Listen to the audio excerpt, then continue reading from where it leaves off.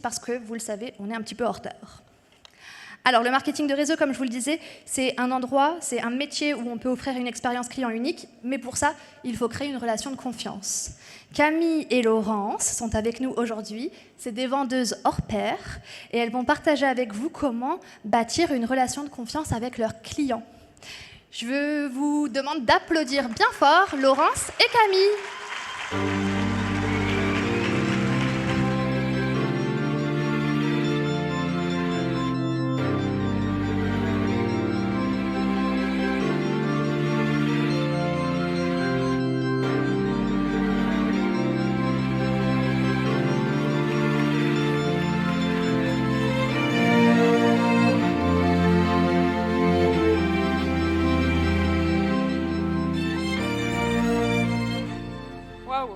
Il y a un peu de monde aujourd'hui.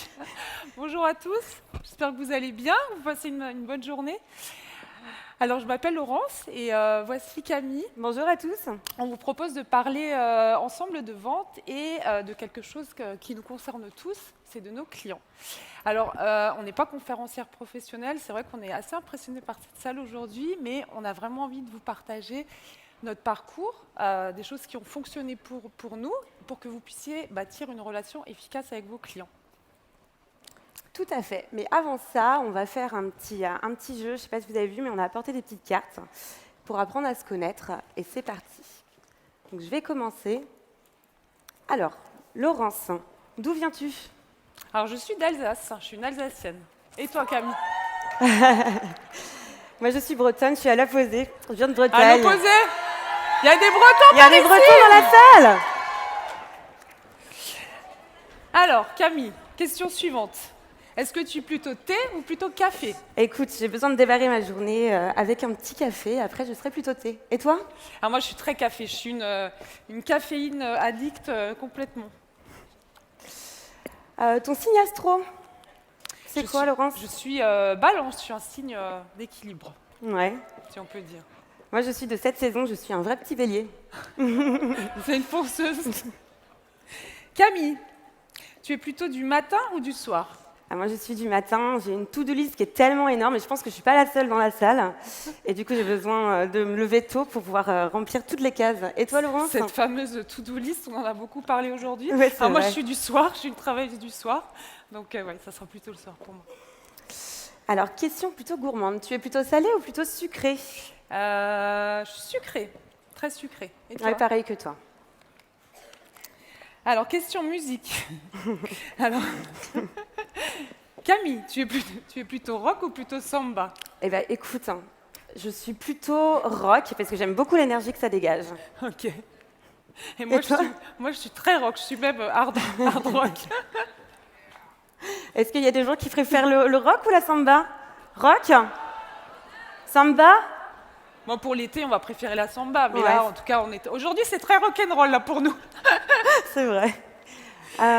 Laurence, plutôt réflexion ou plutôt action? Alors moi, je suis très réflexion, et puis après, toujours passage à l'action. Et toi, Camille? Moi, je suis action. Je réfléchis pas, je vais C'est le directement. bélier fonceur, Camille.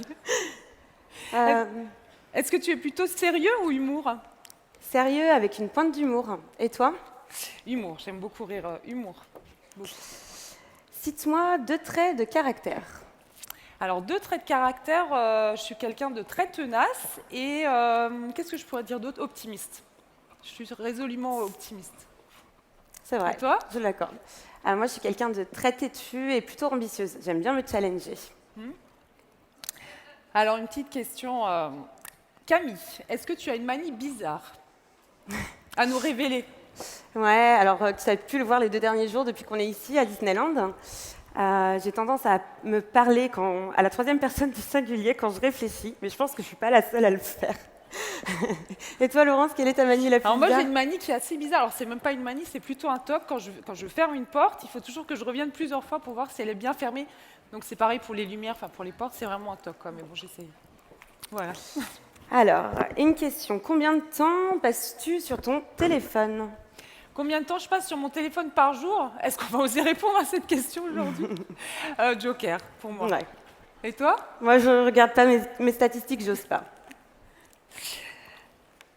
Alors, Camille, Quelle est la chose la plus dingue que tu comptes faire cette année? Eh ben, je pense qu'on y est, c'est cet événement, c'est le NKO pour cette année.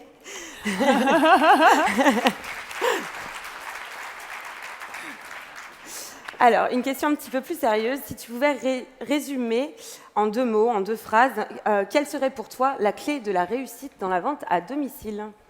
La clé de la réussite dans la vente à domicile, ne jamais rien lâcher, Ouais, toujours croire en soi, ce serait déjà pas mal. c'est pas mal. Et pour toi? Moi, je dirais, c'est travailler avec passion et avoir une certaine autodiscipline. Aussi. Sinon, on n'y arrive pas. Alors la dernière question pour toi Camille, ce que tu aimes le plus dans ce métier, ça serait quoi? Eh bien, je dirais que c'est le relationnel qu'on va avoir avec notre clientèle. Eh bien justement, puisque tu en parles, on va venir dans le vif du sujet. Aujourd'hui, on va vous partager les clés de ce qui nous semble important pour, on va justement y venir à cette problématique, comment bâtir une relation client efficace. Et donc, dans un premier temps, en fait, on a...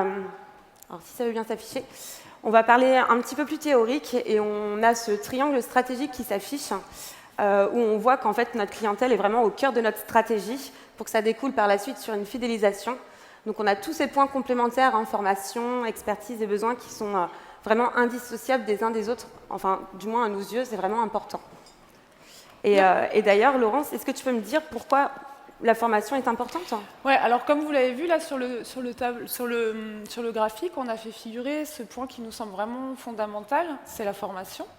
Alors la formation, pour moi, c'est quelque chose d'indispensable dans la vente à domicile. Ça va nous permettre de bien connaître nos produits. Ça va permettre aussi de savoir comment les conseiller, dans quelle situation, vraiment pour répondre à une problématique d'un client.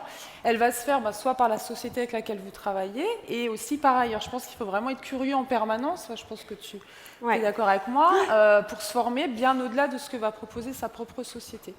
C'est vrai. Alors, je vais donner un exemple concret pour ma part. Quand je rencontre des clientes, que ce soit en présentiel ou même sur les réseaux, je vais très souvent parler de mon parcours de formation. Je vais expliquer les formations que j'ai suivies, les livres que j'ai lus. Et en fait, ça va donner confiance aussi auprès du client, justement. Et à ton professionnalisme, au final. Tout à fait. Ouais. Moi, je rajouterais juste une petite notion à cette formation, c'est la notion de légitimité. Parce qu'en fait, on n'est pas là pour un loisir, c'est vraiment un job à part entière. Et je pense que c'est important de parler de cette légitimité qu'on va avoir vis-à-vis de cette formation. Parce qu'on est formé sur des produits, on est formé sur divers domaines. Et je pense que c'est important de le mentionner, notamment à nos clients. Et moi, c'est vrai que lorsque je suis dans des ateliers, je vais toujours le préciser qu'on est formé sur tel ou tel produit et que j'ai appris des choses grâce à ces formations. Et je vais partager 2-3 exemples. Et c'est vrai que j'ai une audience qui est plutôt friande de ce genre d'informations. Mais oui, parce qu'en fait, les gens sont comme nous, ils aiment apprendre. Donc le fait de partager tout ça, c'est aussi quelque chose qui... Voilà. Et puis ça va susciter de l'intérêt aussi pour ce qu'on va vendre, en fait. Oui, tout à fait. Alors, on a aussi indiqué une autre notion au-dessus, c'est l'expertise. Alors, en quoi l'expertise, elle est importante dans notre métier. Donc, l'expertise, elle va s'acquérir par le biais de la formation, mais aussi par notre propre utilisation des produits. On peut se poser la question, comment on peut être convaincant auprès de notre clientèle si nous-mêmes, on n'est pas convaincus de nos produits, finalement. Et le fait d'utiliser nos produits, ça va permettre aussi d'instaurer un climat de confiance avec le client parce qu'on va parler de sa propre expérience d'utilisatrice. C'est ça. En fait, notre mission, au final, c'est de faire connaître à une clientèle nos produits, leur efficacité, leur ingéniosité, de partager en fait ce qu'on fait au quotidien, notre utilisation. Ouais. Moi, je sais que, par exemple, je parle toujours de mon expérience d'utilisatrice en disant que je suis moi-même ma meilleure cliente. C'est vraiment important et ça va créer un climat de confiance parce qu'en fait, mes conseils vont être authentiques. Enfin, nos conseils sont authentiques, sont sincères et on parle de ces retours-là, mais pas seulement. Moi, je sais que je vais toujours avoir des captures d'écran sur mon téléphone, des captures d'écran, des avant-après, mais de mon utilisation, de l'utilisation de mes clients, mais aussi de l'utilisation de nos collègues pour justement appuyer ce discours et montrer que ça a été testé, que ça a été essayé, que ça a été approuvé. Et en fait, le fait de faire ça, ça va confirmer au client le besoin d'acheter ce produit. Et ça, c'est quelque chose que toi, tu vas présenter au client, par exemple, quand tu as justement des retours, etc. Ça, c'est des choses que tu vas présenter à tes clients. Tout à fait, ouais.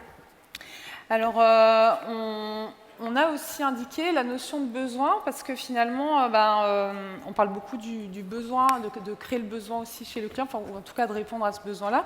Et nous, finalement, on va être là comme des guides, on va accompagner le client dans cet acte d'achat d'un produit unique, finalement, qu'on ne va pas trouver ailleurs.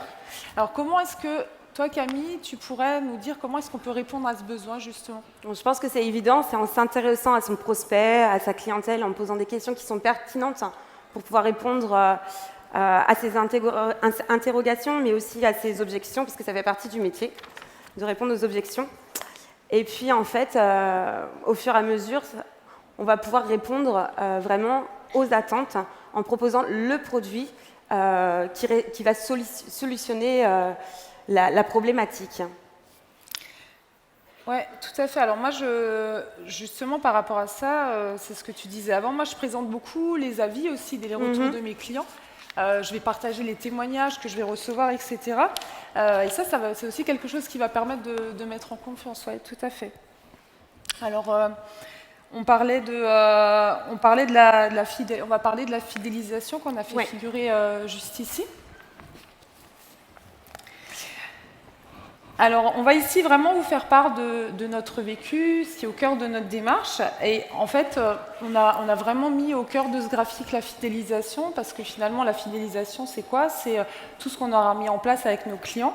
Vraiment la qualité de notre service, de notre réactivité, notre disponibilité envers nos clients aussi.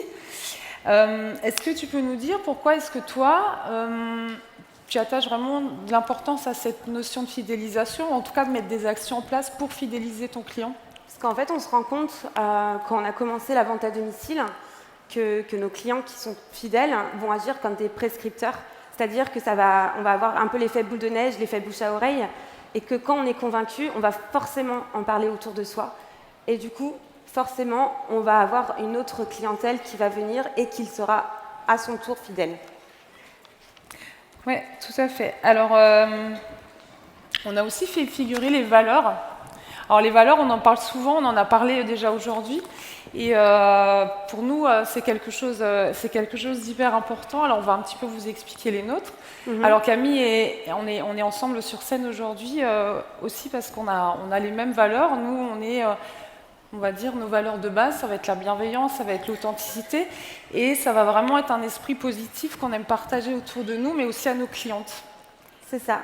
Et du coup, pour nous, il était vraiment important de choisir sa société qui va justement partager nos valeurs, qui va être au service de l'intérêt et du bien-être du client, et avec laquelle aussi on a une affinité particulière pour les produits. C'était vraiment important pour moi, c'était indéniable qu'il fallait que ces valeurs soient partagées par la société pour que je puisse les partager mes valeurs à ma clientèle. Alors justement, on parle d'identifier ces valeurs. Alors je viens un petit peu de donner les nôtres.